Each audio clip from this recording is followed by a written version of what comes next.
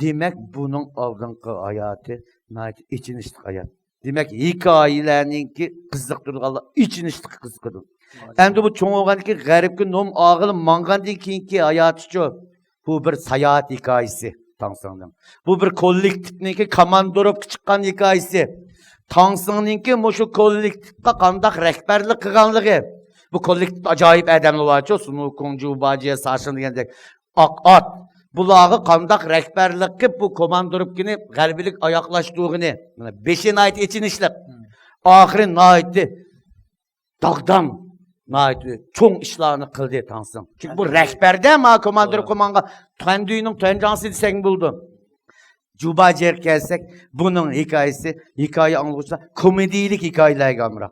Külüşmek hikayeler gamra. Mana Cubacı'nın baştan ahire hemiz külüşmek. Nom ağılı berişten burun kısmı külüşmek. Sunukun mırak olup at koyğıl çıkan çağdaki kempin yüen şay vakti noçılık çıkıptırmış kışkını koysa akademide yenip çıkıptırdı. Hemiz komedilik Cubacı'nın hikayesi baştan ahire. Demek komedilik hikayeni anlaydık Allah'ın mı? Obrazı var. Şahsını kelsek, şahsının bu garip sayattaki obrazı